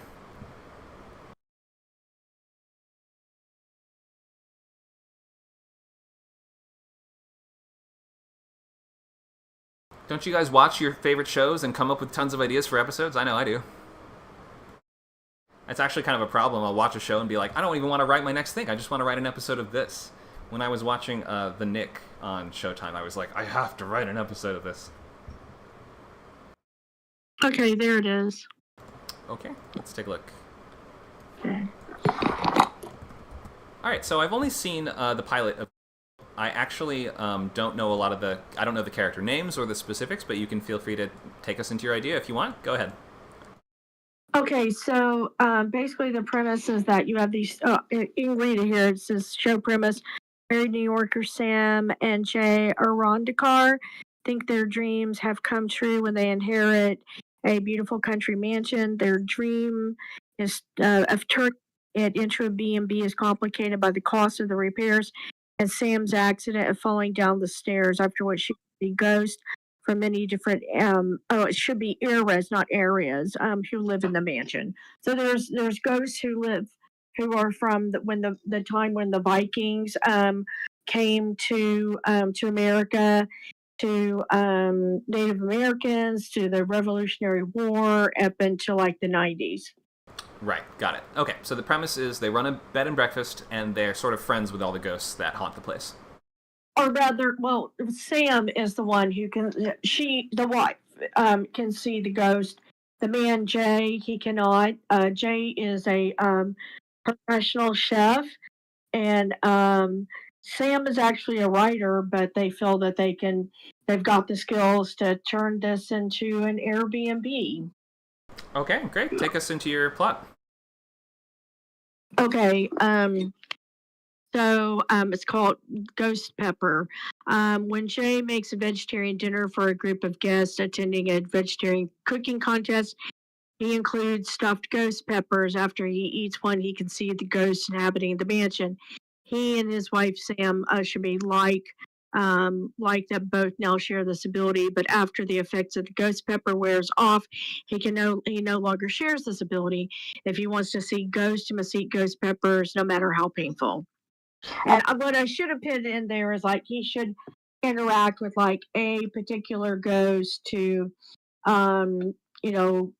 shows him that the ability to see ghosts is beneficial to like the marriage or running the Airbnb or both.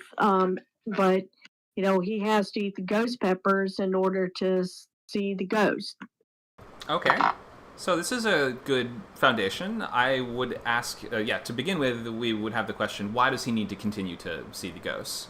Does he befriend one of them, perhaps, when he starts to be able to see them? I'm thinking that maybe he befriends one of them because there are ghosts there that like to play like D&D or something like that he likes to play, and maybe he makes friends with one of them. And now, if he eats the ghost pepper, he can have, a ghost friend to be able to play D&D with. Or there's one, Roberta, she's a wonderful jazz singer. Maybe he likes jazz and he would be able to hear her. Or I don't know, maybe there's other ones that he really likes and he would like to be their friend. But in order to interact with them, he's got to eat the ghost pepper. But I was also thinking that, like, the Native American guy, Sasape, I think his name is, but they call him Sass. Maybe he's got some special herb that that Jay can use in his cooking because he's a professional chef, and maybe the effects of the ghost pepper wear off before he can find out where the herb is, and he has to eat more to find the herb, and it's getting really getting to him because it's really painful to eat the ghost pepper, but he really wants this this herb. I mean that could possibly work, but there's got to there does have to be some reason why he wants to keep interacting with the ghost and having to eat the ghost peppers. Right. That's sort of the motivation for your whole episode. So that's important to nail down. So we're trying to dig into questions like which characters are you centering on and why. So that means you're going to have to decide. Well, it seems like you have your A-story character, but who are you pairing him up with? Who is the central relationship for this episode? You don't have to know right now, but go ahead.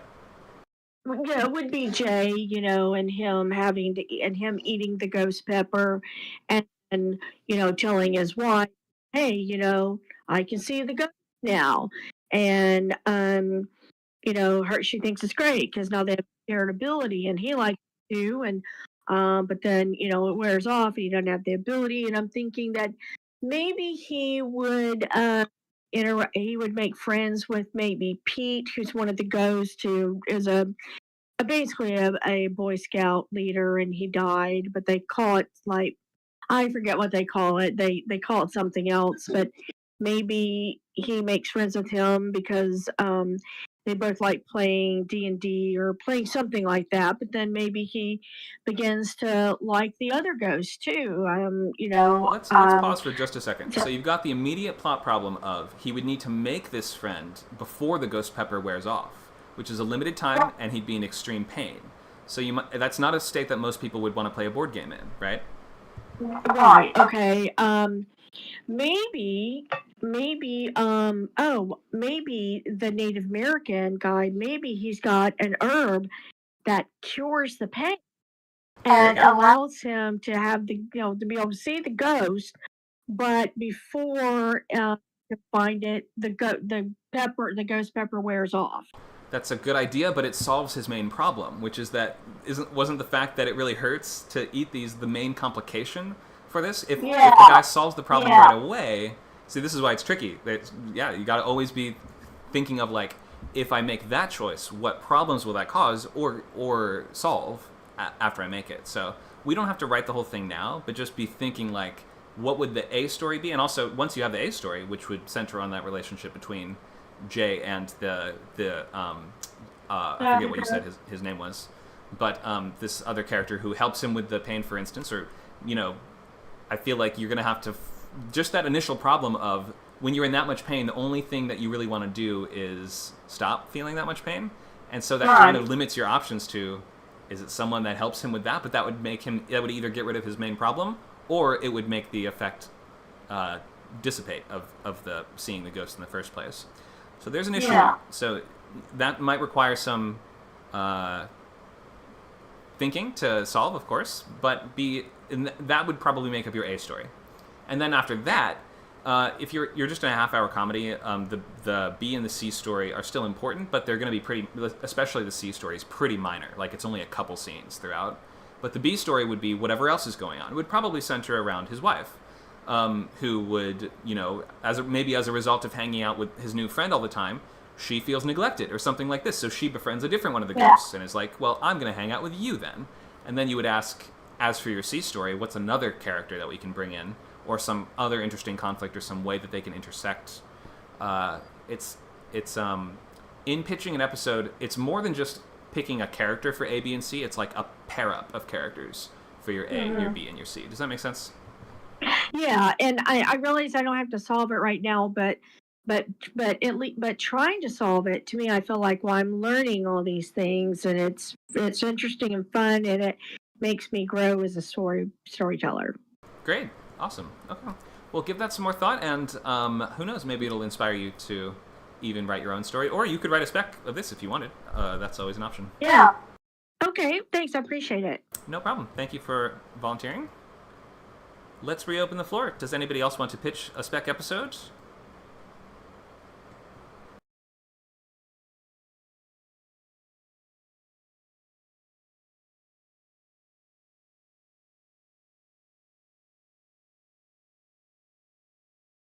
No other ideas? In a room of creative writers? I have a lot of ideas, just not very many for these shows in particular. Oh, they don't have to be for these. They can be for whatever you want. But I just know these best, so I can't give like great story notes on anything else.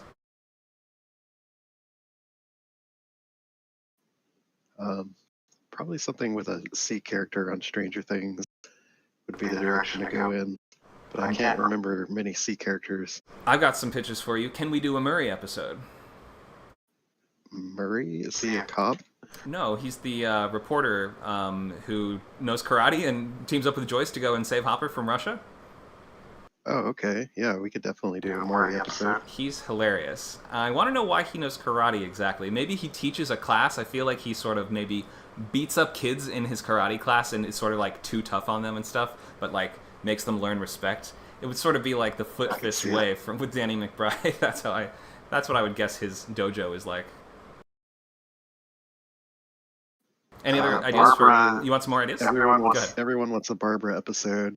Yeah, we could do I feel like the best Barb episode is what happened to Barb when she was taken to the Upside Down, and it would just be leading up to her death. But I wonder how you would bring the rest of the cast into it. Is Barb able to sort of like see everyone going on and living their lives as she's being pursued and devoured by monsters in the Upside Down, like what's it called, The Lovely Bones, something like that? Is that what to do with the Barb episode, or do we bring Barb back somehow? She never really died.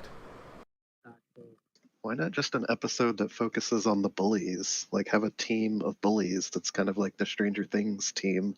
Sure. Oh, I love focus that. on Like them. the anti-team. So there's so many bullies on the show. We do have to ask which ones you mean, though. Yeah, I don't know any of their names, but I know there's a ton of them. That would be some research would be required. Do you mean the bullies who end up creating essentially a lynch mob in the season 4, or do you mean the group of girl bullies that end up Eleven breaks her nose in the skating rink, and that group is a little like less intense. They're not like out to kill somebody. They're just like really ruthless and relentless. What scale of bullies do you want to deal with? I think the lynch mob would be easier than the girl bullies. Okay. So yeah, that lynch mob gets pretty messed up in the finale of the 4th season, don't they? We're going to be limited for. I remember who they were. Was that the people with the Letterman jackets? Yeah, the ones that Lucas starts hanging out with, and that sort of is like him branching out from his group, but then they sort of take him down this dark path, and he's like, no, I don't like you guys anymore. I don't want to be on your team. But they're like, it's too late, bro. You're in the frat now. Yeah, I'd want to see like how they deal with the Upside Down. Okay. So I think all or almost all of them die in the show, you may have to take a step back in the continuity a little bit, or maybe imagine that they get sucked into the Upside Down and we have some adventure with them there. That would be a little tough. I'm wondering exactly how it would work. Do you have an idea? I mean, we haven't done ghosts yet. We could do. They're sort of like out of their bodies. They're trying to find their way back to their dead bodies or something. I'm not sure. Ooh, that's kind of fun. Sort of like in Lock and Key, or yeah, that idea of being separated from. Wait, I guess we kind of have done the astral projection separating from your body, but we haven't done it in that ghostly kind of way as much. Or I wonder if maybe a character could get sucked into the Upside Down and then people think it's a ghost. Maybe that would be an interesting. It sort of acts like a poltergeist, but really it's just somebody who has gained some kind of power in the Upside Down to affect more than just the lights. Maybe they, he finds the strength to somehow. He gets like a Vecna tentacle in his neck, and he gains some dark power to actually manipulate and move things around in the real world. I don't think it's as interesting as if they were alive and had to survive, though. But yeah, they only enter the story, so that's just kind of a hard group to draw from. I feel like, because they enter the story so late, and then they play out their whole part, and now they're mostly dead. So how do we write a spec with them? No one's ever really dead. True. Especially when the government and the Upside Down are involved. That's true. You could always be like, he didn't really die. He was sucked through a portal, and he's going to show up next season. The show, it has done that before. Or the Upside Down like makes clones of them, and they're identical even in their memories and stuff. They actually believe they are these characters. There you go. That's a great basis for an episode, for sure, because that allows you to explore even the characters that have been removed from the timeline in some way. But it also acts as the source of primary horror for the episode, and has that very kind of like 80s body snatcher kind of vibe to it.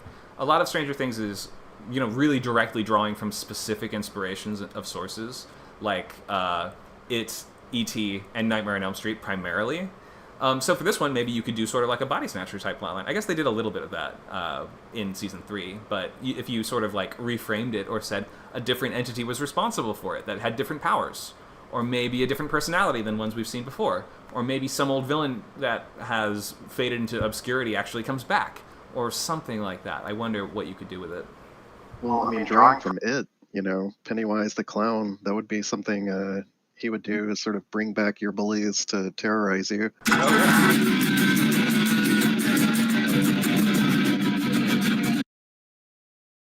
I think someone was just trolling us with electric guitar sounds. Let's ban them real quick. I've server muted for the moment. Goodbye. Whoop. Thanks for that. Okay, that was loud. Sorry about that. And we just wanted to hear your amazing music. We have other camps for showcasing your art besides this very moment. Okay. Anyway, were we in the middle? Do you want to wrap up this one, Luke? I'm sorry. I'm just like tormenting you for more plot details. But go ahead. That's good enough. I think someone else might have an idea. Awesome. Thank you for that. Let's reopen the floor. I thought somebody said something about a Squid Game idea earlier. Maybe that was also Luke. Oh, did I? I pitched a bunch of ideas earlier. Let me find it. I'd love to hear a Squid Game spec pitch. No one's probably really writing those, but that would be it's like one of the biggest shows in the world. I had an idea for a Squid Game. Great. Pitch. Some people, some people who outsiders have managed to get hold of some clips from the Squid Game thing, and think we could become big doing something like that. So they try and do their own version, like a DIY version of the Squid Game thing. DIY. It's like backyard wrestling, but with a death game. Yeah, I mean, that's pretty funny. Wait, why do they do it though? You said they want to get popular with it, or they think people would watch? They think people was what they said. Oh, look how much money people are spending on this one. We could be like that. Wait, that's just the Mr. Beast video. He already did this. He did real Squid Game, except a lot of people sued him over how terrible it was. So maybe it was actually as horrific as you'd think. But go ahead. Any deeper you want to dig into this one? Who specifically is doing this? Which characters do you want to bring back? Is Gi-hun in the episode, or who are we bringing in from the core cast? The thing with Squid Game is almost everyone's dead. Yeah. What do you want to do? Well, I feel like it would end with the actual people who run Squid Game coming in and like killing them. It's like you're impeaching on our. That was my idea. Okay. Go ahead. Sorry. That they were impeaching on their property. It's like, well, you're trying to do a knockoff version of us.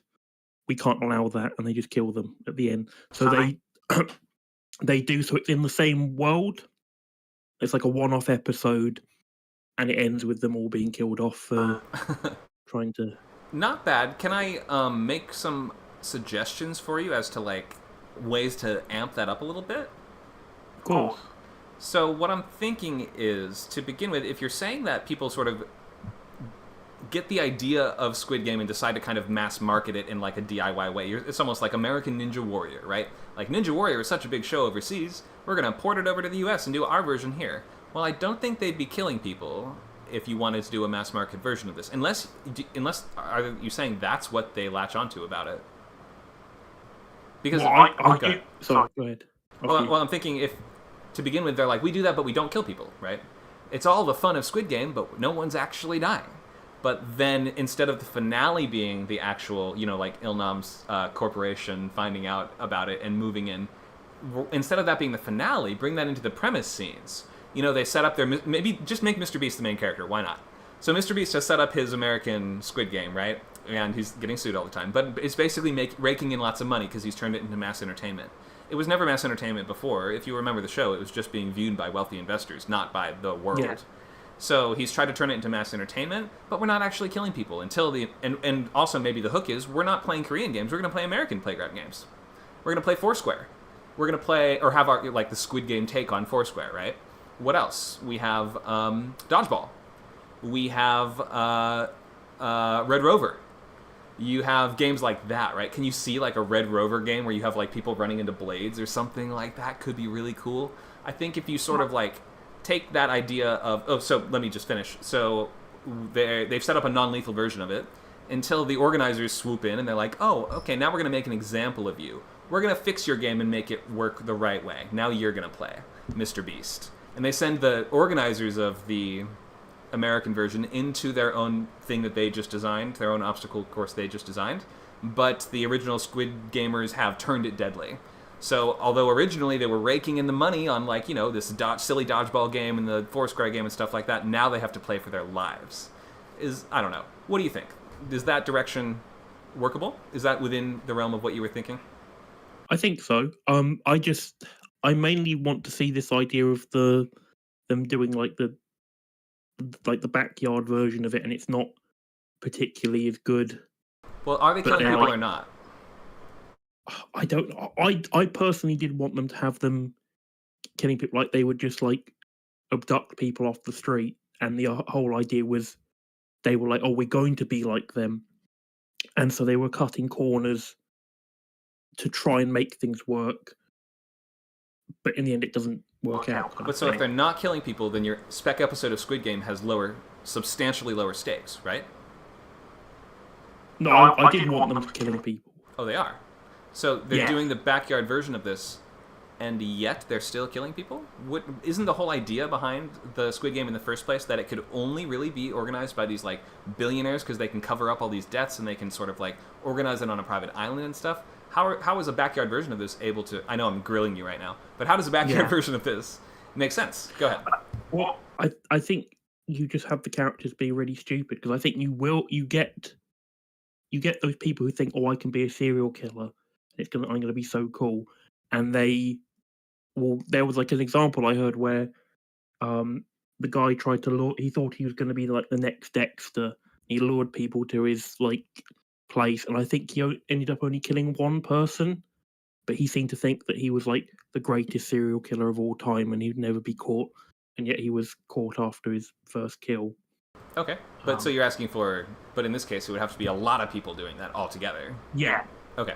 So, and somebody rich enough to pay for them all, which is kind of like at the head... It's kind of at the heart of how it was working before.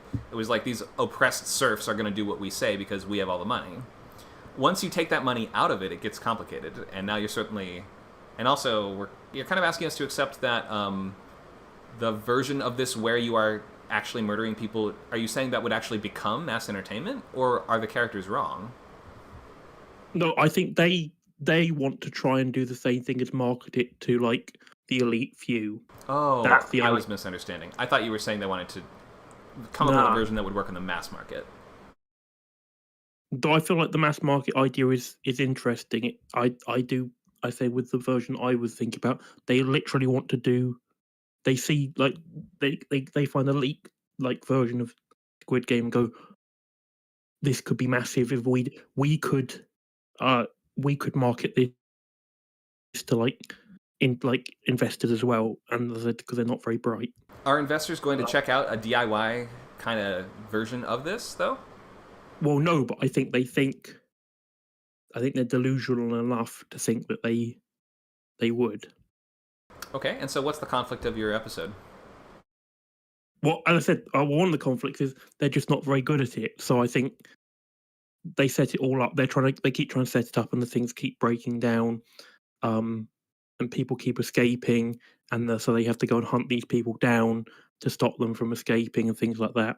Okay. And then in the end, I do think that the main group swoop in and kill them off, because it's like, well, we can't have you ruining our IP, and that was the concept. Got it. Okay, so we're doing Squid Game, except the organizers are incredibly inept. Basically, is the hook of your episode. Okay. So the stakes seem a little lower if our villains are inept. And also, I think we'd want a clearer sense of who's actually going through the challenges. Because like you're sort of framing it like the organizers are the lead characters, but that's not how the show works. The show is about the contestants. So who do you see going through it? So maybe it was someone that was friends with one of the organizers. So it's like he was someone that was nice to them, and it's like, and it was like, oh, they're not a particularly nice. The person realizes that they're not a very particularly nice person, but they feel like they want to still try and stay friends with this person because they can see like, oh, maybe I can bring them back. I can change them. So the fact that they've invested all of that into this person and that person puts them in a death game, it'd be like a betrayal kind of thing. That would be a pretty bad. One of the worst betrayals you could do to someone, I think, is put them in a death game. Probably, yeah. So some good ideas here, definitely. I would, I was kind of waiting to see if they would do an American remake of, or like version of Squid Game, kind of like what they did with Money Heist. But it's been forever since this show was on. I think a lot of people remember it very fondly, though. So this is actually a good idea to write a Squid Game spec because the season 2 is coming out. So if you have an idea for one, I would actually do it. I have a slightly different one, but I'll let someone else go if they want to. Okay, thank you so much for your pitches, IB. Anybody else want to step in before Luke gives us more Squid Game ideas? Going once, going twice. Sold. Okay. Okay, go ahead. Squid Game, but the foreign investors must compete. Okay. The question is, how do we get them there? I think it's pretty easy. The man in the black mask betrays them. You know, he gets them all a charter flight or whatever, and I don't know, he sets up some scenario where he can fake their deaths and, you know, steal their assets and stuff. And, you know, one of them is the mole or something, so all of them must compete because one of them betrayed him, and now they find themselves in the Squid Game. Okay. It's a little like kind of the Saw vibe of like all these bad people that they all have like their own reason that they're there in terms of like their failings or their lack of morality or something that has brought them there to this point, which is different than the main show, which is almost about average people being screwed over and forced into exploitation, right? So that'd be a cool direction to take it. Do you see any of the characters from the show playing a role in this? Besides, you mentioned the I forget his name, but the guy that takes over, you know, post Ilnam's departure, I guess is going to be at the head of this. He's going to sort of be the central figurehead. Does Gi-hun show up? Who else? Do we have that kid? I guess Sabyok's brother. I guess I don't know. We'd have Gi-hun, and we'd have a bunch of new Squid Game contestants. I don't know how exactly they're going to do it in season 2. I assume just like that. I mean, that's pretty much the only option. What are we going to do? Throw Sabyok's little brother into the game? Yeah, it seems like it'll be all new contestants. I think so. Sungwoo's mom, maybe she's in the game, you know? Could even do it like a prequel, like maybe not these foreign investors, but the original foreign investors or something. Okay. So that to me almost sort of says that Squid Game was always like a big scam or a trap for the investors. Or are you saying that they sometimes don't kill them, or they always do? Like, is that like part of a cycle? It probably would be part of the cycle if you did it like that. You brought up Saw. It would pretty much follow that idea. It seems like it'd be tough to keep CEOs and stuff investing in your later years of your Squid Game, though, if they keep disappearing, doesn't it? Like, if they're just random poor people, then I totally get why random poor people keep signing up for it. But I think CEOs would look into it before they go to the death game, probably, right? Like, they would check up on it. So I wonder if this maybe it is a sort of deviation. Like, this is a group that somehow betrayed his trust, or, you know, like they wronged him somehow, or maybe they broke some cardinal rule of investing, or maybe they tried to tip the scales too much, or something like that. It'd be easier to, you know, one of them is a mole. It's set in like the Squid Game season 2 timeline. One of the investors is a mole. The man in the black mask fakes said contestant's death or all of their deaths and puts them in the Squid Game. Oh, he fakes their deaths to capture them. Oh, okay, that's cool. Very tough to do with a bunch of billionaires, but could potentially be possible if you yourself are a billionaire, which I think he is. Yeah, clearly. Right. Cool. Yeah, I'd love to see those characters are only really featured in one episode. They have a couple lines in the finale, but and their performances, as many have said, are a little suspect. But in any case, I think it would be hilarious. That's a great idea too, because that's like an example of a character they're literally masked the whole time. We don't learn almost anything about them. Where do they come from? Why are they actually doing this? If they're investing in this, what other messed up stuff are they investing in? Like, this must just be the tip of the iceberg if this is what they're into for fun, right?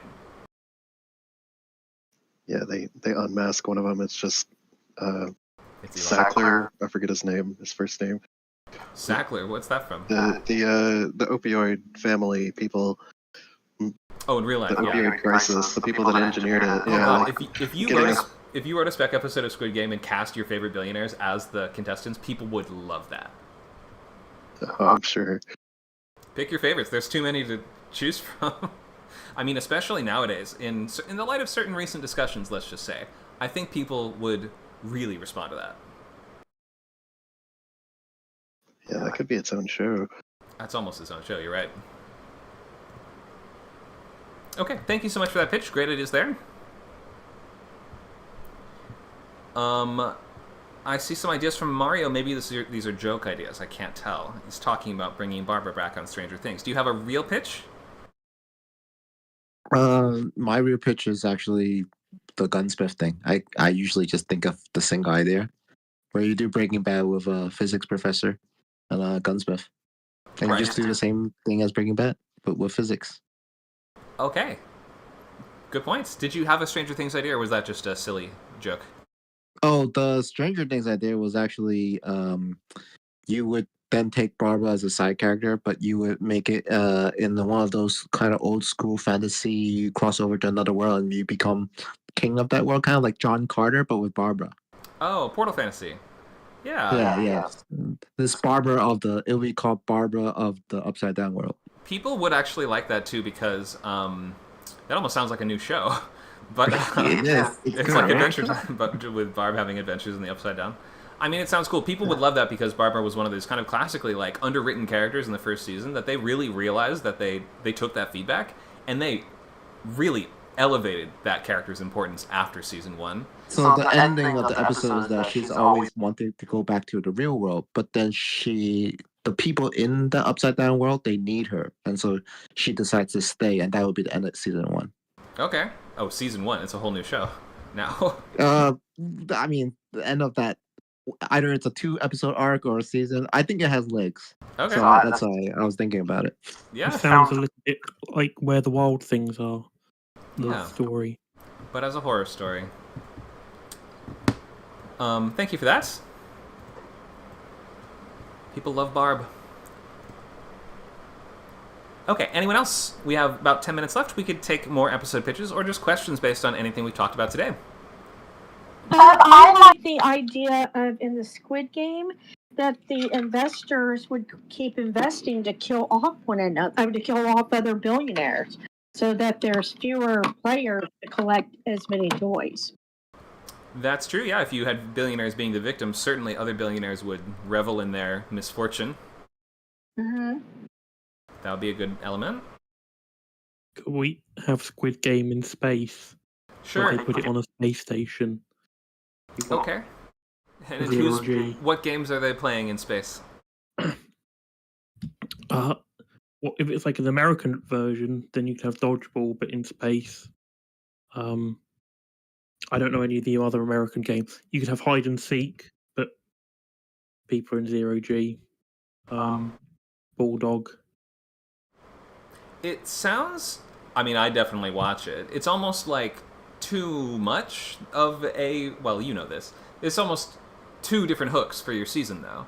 Because they're like, we have all new games, and we're in space. It's and this, and this. It's like a hat on a hat on a hat, whereas just one of those things would have made for, like, the basis of a whole new arc on the show. So, probably not the best show to take to space overall. I still think it would be fun, especially with the billionaire angle, with so many of them trying to go. I just thought of something. You know, King Henry, the Tudors, he had like a lot of wives, right? And so in this alternative universe, he couldn't choose, and so he had an advisor advising that they would compete to be queen, and you would have Henry of Tudors, Squid Game, Housewives edition. This is a Squid Game spec? I don't know. It's I like the idea of doing death games to compete for a husband, but is that even the same show? That just feels like a completely different story. No, it's just generated from the Squid Games thing, where you take Squid Games and Housewives and you somehow combine it. Okay, I mean, yeah, but that just sounds like a new movie. I think you should just find a new angle on that one. Okay, let's wrap up with any questions on any of the things we've discussed today. I'll show you just what we have coming up in the boot camp. But last questions before we wrap up.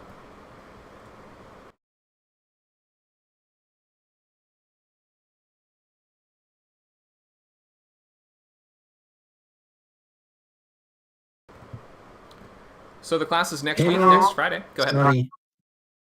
My question was, are spec script based on existing TV shows still something that managers and showrunners want to read? Because I heard that now it was all about TV spec script, original TV spec script. Right. Yeah. So we covered this in our first few slides, but just to recap, generally you're not writing these. Generally, these are for contests and fellowships, and for certain showrunners who occasionally will ask for them. Generally, you're not going to be asked for these, and you are incentivized in 90% of cases to write an original pilot. But there are occasionally reasons to write a spec script, and they can be really fun and great practice. Okay, thank you. No problem. Thanks for the question. Anyone else have a question based on anything we talked about today?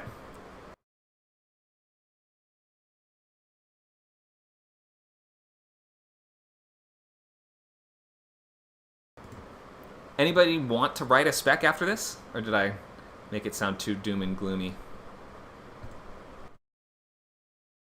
Well, it is kind of discouraging to know that, well, you can try your best, but, you're just probably not going to get picked.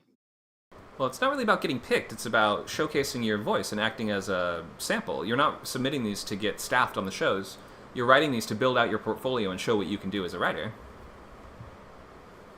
Right, but eventually you want to get paid for your work. It's not just a hobby. Oh, you get paid. I see. I thought you said get picked for some reason. Get paid. Yes. Ideally, we'd like to get paid, but 98% of all scripts are not going to end up being things that we get paid for. So you got to find a way to love just writing scripts and reading them, of course. If you don't love it, it's a bad idea, because you're right. It's hard to get paid. Very hard. I'm not saying that you don't love it, but it's sort of like the difference between being a hobby bowler and a professional bowler. You can bowl as a hobby, but if you're good enough to get on a professional bowling team, then you never get picked. It gets frustrating. Right. Yeah, definitely can be.